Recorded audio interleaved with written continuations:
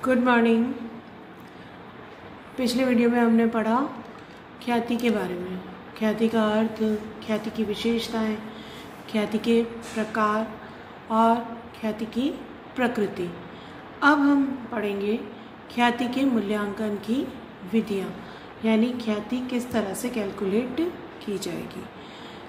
पहली विधि और सबसे इम्पॉर्टेंट विधि है वर्षों की क्रय विधि, ईयर्स परचेज मेथड। वर्षों की क्रय विधि, इस विधि में ख्याति का मूल्यांकन व्यवसाय के लाभों के कुछ वर्षों के गुना के आधार पर किया जाता है। यानी व्यवसाय के पिछले कुछ वर्षों के लाभ ज्ञात किए जाते हैं और फिर प्रश्न में जितने वर्षों के आधार पर कहा गया होता है तो वो जो लाभ आते हैं उसको उस वर्ष से गुना करते हैं तो हमारे पास ख्याति का मूल्य आ जाता है।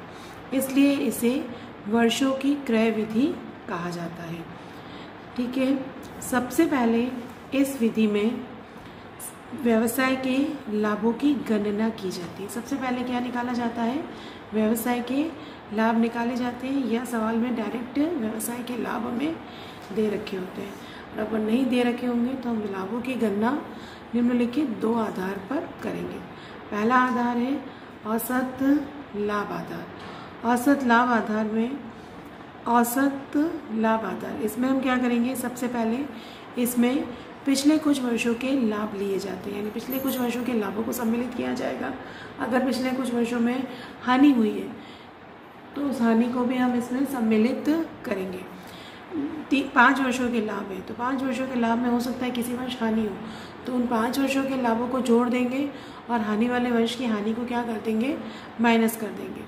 तत्पश्चात उनका औसत ज्ञात किया जाएगा। फिर उनका क्या ज्ञात करेंगे? औसत निकालेंगे या एवरेज निकालेंगे। एवरेज निकालने का तरीका वही है जो तुमने छोटी क्लास में मैथ्स में पढ़ा होगा। औसत लाभ की गणना करते समय 2 समायोजन किए जाएंगे। औसत लाभ निकालेंगे और औसत लाभ में अगर प्रश्न में दे रखा है तो 2 अलग अलग तरह के समायोजन होंगे, तो वो समायोजन करने पड़ेंगे। पहला समायोजन है असामान्य आय या लाभ। चूँकि लाभ तो हमें दे रखा होगा क्वेश्चन में, लेकिन उस लाभ में हो सकता है कि किसी वर्ष कोई असामान्य रूप से होने वाला आय या असामान्य रूप से होने वाला लाभ भी सम्मिलित हो, तो इसे संबंधित वर्ष की आय या लाभ की राशि में से कम कर दिया जाएगा। यानी जितना लाभ या जितना औसत हमें जितना लाभ हमें दे रखा होगा उसमें से वो असामान्य लाभ की जो मद है उसे क्या कर देंगे? माइनस कर देंगे। जैसे कई बार व्यापारी क्या करते हैं? सट्टा लगाते हैं और सट्टे से कुछ आय प्राप्त होती है, या कोई अपनी ऐसी पुरानी संपत्ति को बेचते हैं तो संपत्ति को बेचने पर उसको क्या प्राप्त होता है? लाभ प्राप्त होता है। तो सट्टे से आय और संपत्ति के विक्रय पर होने वाला लाभ कौन सी आय माना जाएगा? असामान्य आय या असामान्य लाभ। ऐसे आय या लाभ को क्या करेंगे? लाभ पिछले जो वर्षों के लाभ दे रखे हैं उस संबंधित वर्ष की आय या लाभ में से माइनस कर देंगे। एक बार थ्योरी पोर्शन अच्छे से समझ लो, मैं फिर थ्योरी प्रैक्टिकल में वो चीज़ और क्लियर कर दूंगी। फिर आता है असामान्य व्यय या हानि। इसे संबंधित वर्ष की आय में जोड़ दिया जाता है। कुछ ऐसी हानि होती है जो कभी कभार ही हो जाती है, जैसे आग से हानि। आग से हानि हर साल होगी ऐसा नहीं होगा, कभी कभार आग से हानि हो जाती है। या फिर संपत्ति के विक्रय पर हानि, किसी एसेट्स को बेचने पर लाभ भी हो सकता है और उस एसेट्स को बेचने पर क्या हो सकती है? हानि भी हो सकती है। तो हानि होने पर उस मद को क्या करेंगे? लाभ में क्या करेंगे? जोड़ देंगे। लाभ होने पर उसमें से उसको क्या करेंगे? माइनस करेंगे। और उसके बाद वाला जो वास्तविक लाभ है उस लाभ को लेकर हम क्या कैलकुलेट करेंगे? हमारा औसत लाभ कैलकुलेट करेंगे। ये जितनी भी थ्योरी मैंने अभी बोली है उसको और अच्छे से प्रैक्टिकल के रूप में समझने के लिए हम एक उदाहरण लेके सॉल्व करेंगे। मैंने एक फर्म की ख्याति गत 5 वर्षों के, यानी पिछले 5 वर्षों के औसत लाभ के 2 वर्षीय क्रय यानी क्रय कितने वर्ष का है? 2 साल का, और कितने वर्षों के लाभ के आधार पर? गत 5 वर्षों के, यानी पिछले 5 वर्षों के औसत लाभ के आधार पर मूल्यांकित की जाती है। किस तरह वैल्यू की जाती है? पिछले 5 वर्षों के लाभ के 2 वर्ष के क्रय के आधार पर। अब आगे कह रहा है गत 5 वर्षों के लाभ निम्न अनुसार है। सिंपल कंडीशन में दे रखा है कि गत 5 वर्षों के लाभ निम्न अनुसार है। कोई समायोजन नहीं दे रखा है, कुछ भी नहीं दे रखा है। अलग अलग 5 साल दे रखे हैं। ईयर्स दे रखे हैं 2015, 16, 17, 18 और 19। 2015 में प्रॉफिट हुआ 15,000 रुपये का। 2016 में प्रॉफिट हुआ 18,000 रुपये का, 2017 में 7,000 रुपये का, और इसके नीचे लिखा है लॉस। तो यहाँ पर 17 में क्या हुई है, उसको हानि हुई है। फिर 2018 में 10,000 रुपये का, 2018 में वापस उसको क्या हुआ है, प्रॉफिट हुआ है। और 2019 में 14,000 रुपये, 2019 में वापस 14,000 रुपये का लाभ हुआ है। हमें क्या निकालना है, ख्याति की गणना करनी है, ख्याति का मूल्य निकालना है। औसत लाभ के क्रय के आधार पर कौन सी विधि चलाएंगे, औसत लाभ के वर्षों के क्रय विधि के आधार पर।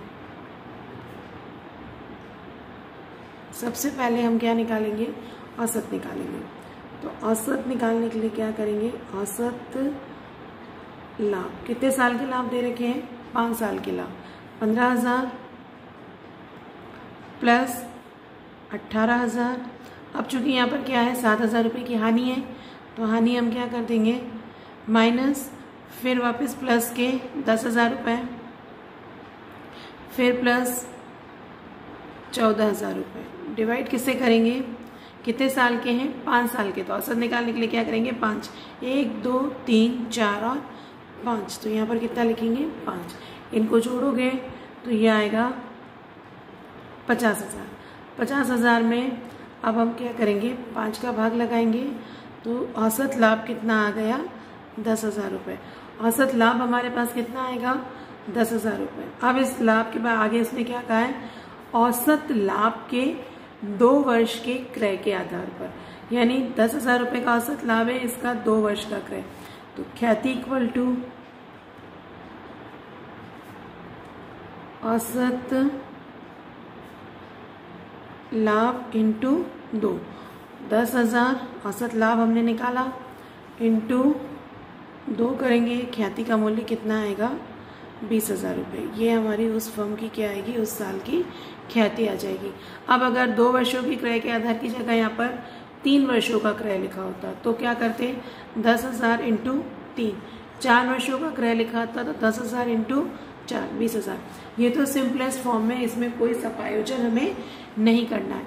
अब अगर मान लो यहाँ पर 2015 के लाभ में असामान्य लाभ के 2,000 रुपये जुड़े हुए होते, असामान्य लाभ के, कौन से लाभ के, असामान्य लाभ के 2,000 रुपये अगर इसमें ऐड किए हुए होते, तो अब हम क्या करेंगे, जब हम औसत लाभ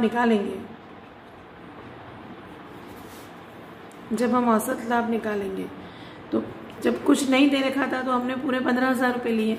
अब मैं तुम्हें ये कह रही हूँ कि अगर क्वेश्चन में इसमें लिखा हुआ आता कि असामान्य लाभ के 2,000 रुपये 2015 की आय में सम्मिलित है, तो 2,000 रुपये 15 की आय में से लाभ के क्या कर देंगे हम, असामान्य लाभ है, तो इसे 15,000 में से 2,000 रुपये हम क्या कर देंगे, माइनस कर देंगे। तो पहले 2015 का लाभ, फिर कितना लेंगे हम, 13,000, फिर बाकी की सारी मदें एज इट इज ले लेंगे, 18,000 माइनस 7,000 प्लस 10,000 प्लस 14,000 और डिवाइड करेंगे हम 5 से। तो 13,000 प्लस 18,000 माइनस 7,000 प्लस 10,000 प्लस 14,000 और डिवाइड वापस किससे करेंगे, उसी 5 से। अब इसको जोड़ के करोगे तो ये आपके पास आ जाएगा 48,000 अपॉन 5। 48,000 में 5 का भाग लगाओगे,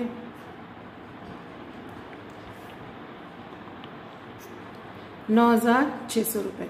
तो उस कंडीशन में हमारा औसत लाभ चेंज होकर कितना हो जाएगा, 9,600। तब ख्याति कितनी आएगी, 9,600 इंटू 2 करेंगे, तो 9,600 इंटू 2 किया, 19,200 रुपये ख्याति की वैल्यू आएगी। तो अगर सवाल में कुछ भी नहीं दे रखा है, सामान्य लाभ असामान्य लाभ नहीं दे रखा है, तो हम डायरेक्ट 15 के लाभ, 16 के लाभ, 17 की हानि को, 18 के लाभ और 19 के लाभ को लेके चलेंगे। तो 15,000 plus 18,000 minus 7,000 plus 10,000 plus 14,000 divided by 5 करेंगे। 50,000 अपॉन 5 कितना आया, 10,000। ख्याति इक्वल टू क्या हो जाएगी, औसत लाभ इंटू 2, तो 10,000 इंटू 2 20,000 रुपये। लेकिन अगर इस क्वेश्चन में असामान्य लाभ लिखा हुआ होता और असामान्य लाभ के लिए क्या लिखा होता कि 2015 में सम्मिलित है, इस इक्वेशन के साथ ही अगर ये लाइन लिखी हुई थी कि असामान्य लाभ के 2,000 रुपये 2015 में सम्मिलित है, तो हम क्या करते हैं 2015 की ये जो 15,000 रुपये की आई थी इसमें से ये असामान्य लाभ के 2,000 रुपये क्या कर देते माइनस कर देंगे। तो माइनस करने पर हमने क्या किया 15 में से 2 माइनस किए 13,000, बाकी का सारा वैसा का वैसा लिया, फिर 5 से भाग लगाया 48,000 अपॉन 5 9,600, 9,600 को फिर 2 से गुना करेंगे तो ख्याति की वैल्यू कितनी आएगी 19,200। अब अगर असामान्य हानि होती तो हानि होने की कंडीशन में क्या कहा मैंने तुम्हें, हानि को हम क्या कर देंगे जोड़ देंगे। तो 15 में क्या करेंगे 2,000 रुपये और जोड़ देंगे, तो फिर कितना लेके चलेंगे 17,000, फिर 17,000 plus 18,000 minus 7,000 plus 10,000 plus 14,000 divided by क्या करेंगे 5 करेंगे। तो इस तरह समायोजन करेंगे। ये है औसत लाभ के वर्षों की क्रय विधि के अनुसार ख्याति की गणना करना। औसत लाभ के आधार पर वर्षों की क्रय विधि सीखी। अब दूसरा मेथड आ रहा है अधिलाभ आधार पर। अधिलाभ नया वर्ड है। अधिलाभ का मतलब क्या होता है सुपर प्रॉफिट। सामान्य लाभ से अधिक लाभ को अधिलाभ या सुपर प्रॉफिट कहा जाता है। जैसे एक कंपनी अगर स्थापित की जाती है या एक फर्म स्थापित की जाती है, अगर 2 व्यक्ति मिलकर एक फर्म स्थापित करते हैं और वो उसमें 2 लाख रुपए लगाते हैं, तो 2 लाख रुपए लगाकर वो ये मान के चलते हैं कि 2 लाख पर कम से कम वर्ष के अंत में 10% प्रॉफिट होगा। तो 2 लाख रुपए उसने लगाए, 2 लाख की पूंजी उसने लगाई, 2 लाख पर वो क्या मान के चलता है कि 10% का प्रॉफिट होगा। तो 2 लाख का 10% कितना हो गया 20,000 रुपये। वो ये मान के चल रहे हैं कि साल के अंत में कम से कम उसे 20,000 रुपये का प्रॉफिट होगा। ऐसा प्रॉफिट क्या कहलाता है सामान्य लाभ या नॉर्मल प्रॉफिट कहलाता है।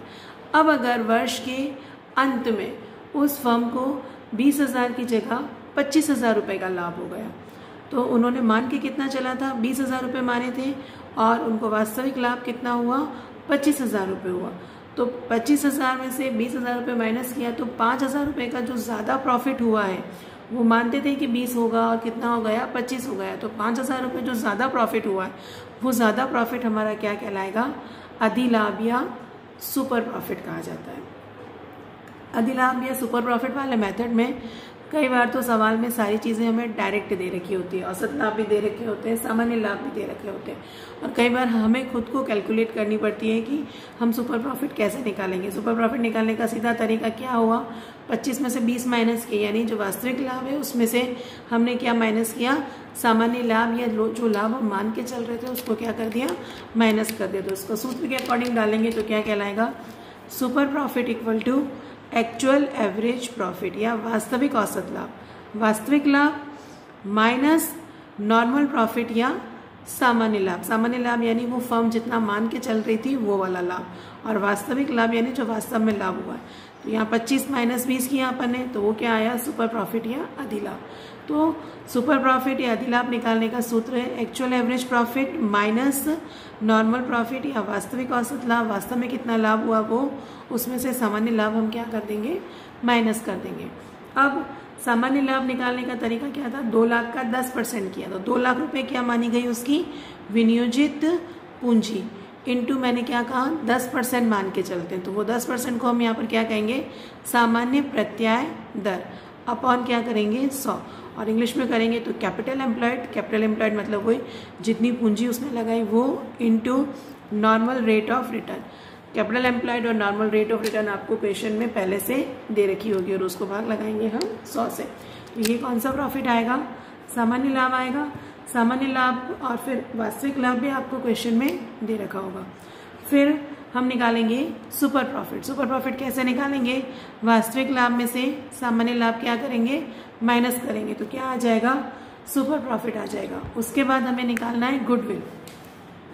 तो गुडविल को निकालने का तरीका होगा super profit into number of years purchase. पिछले में हमने किया औसत लाभ इंटू नंबर ऑफ ईयर्स। यहाँ पर हम करेंगे अधिलाभ इंटू वर्षों की क्रय संख्या। पहले हम अधिलाभ निकालेंगे, फिर उसको जितने वर्षों की क्रय दे रखा होगा उस क्रय संख्या से क्या कर देंगे गुना करेंगे। तो ये आएगा अधिलाभ के आधार पर गुडविल। इसको भी एक एग्जाम्पल से ही करेंगे। एग्जाम्पल है एक फर्म की पूंजी 50,000 रुपये। फर्म की पूंजी कितनी है? 50,000 रुपये, यानी उन्होंने कितनी पूंजी लगाकर व्यवसाय शुरू किया? 50,000 रुपये। सामान्य प्रत्याय दर कितनी है? 10%, यानी वही वो कितना मान के चलते हैं, कितना प्रॉफिट होगा? 10% प्रॉफिट होगा। फर्म के वास्तविक औसत लाभ, जबकि वास्तव में लाभ कितना हुआ है? 9,000 रुपये। कितना लाभ प्राप्त हुआ उसे? 9,000। तो अधिलाभों के 4 गुना, ये वही वर्षों की क्रय, तो अधिलाभों के 4 गुना के बराबर ख्याति की गणना कीजिए। अधिलाभ निकालने के लिए सबसे पहले अधिलाभ निकालने के लिए हमें क्या चाहिए? औसत लाभ, औसत या वास्तविक लाभ माइनस सामान्य लाभ। इसमें सामान्य लाभ कैसे आएंगे?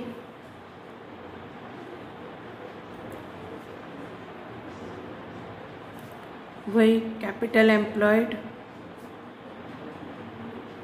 यानी जितनी पूंजी उसने लगाई वो, इनटू नॉर्मल रेट, कितने परसेंट मान के चल रहे हैं, अपॉन 100।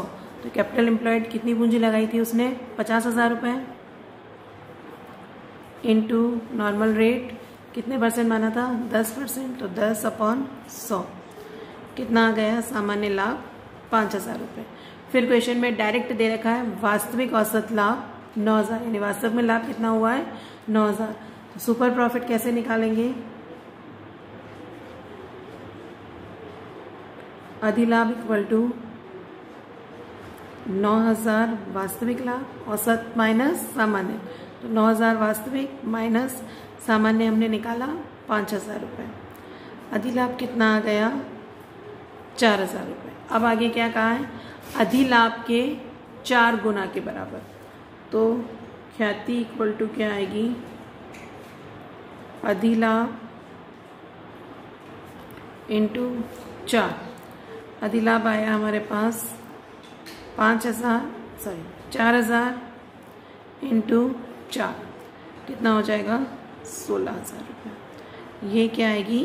ख्याति आ जाएगी। ये 4,000 रुपये अधिलाभ इंटू 4, 16,000 रुपये ख्याति। इस तरह हम अधिलाभ के आधार पर ख्याति का मूल्य ज्ञात करेंगे। एक और एग्जाम्पल बताती हूँ और उसके बाद इसको खत्म करेंगे। दूसरा एग्जाम्पल है, एक फर्म में ए और बी साझेदार हैं जिनकी सम्मिलित पूंजी 2 लाख रुपए। ए और बी 2 साझेदार हैं जिनकी पूंजी कितनी कह रहा है? 2 लाख रुपए है। सामान्य प्रत्याय दर यानी नॉर्मल रेट कितनी है? 10%, यानी 10% मान के चलता है कि प्रॉफिट होगा। फिर एक समायोजन दे रखा है इसमें, प्रत्येक साझेदार का वार्षिक वेतन 6,000 रुपये। प्रत्येक साझेदार का, यहाँ पर कितने साझेदार हैं आपके पास? ए और बी, 2 साझेदार है, तो वेतन प्रत्येक साझेदार का कितना है? 6,000 रुपये है। फर्म के पिछले 3 वर्षों के लाभ इस प्रकार है। पिछले 3 वर्षों के लाभ दे रखे हैं 40,000 रुपये, 35,000 रुपये और 45,000 रुपये। अधिलाभ के 2 वर्ष के क्रय के आधार पर ख्याति ज्ञात कीजिए। अधिलाभ का कितने वर्ष का क्रय है? 2 वर्ष का। सबसे पहले अधिलाभ निकालने के लिए हमें क्या चाहिए? अधिलाभ का सूत्र है वास्तविक औसत लाभ माइनस सामान्य लाभ। वास्तविक औसत लाभ पिछले वाले एग्जाम्पल में तो डायरेक्ट दे रखे थे, अब हमें नहीं दे रखे, औसत निकाल के हम करेंगे। तो 3 वर्षों के दे रखे हैं 40,000 प्लस 35,000 प्लस 45,000। हम क्या करेंगे? पहले वास्तविक औसत लाभ निकालेंगे।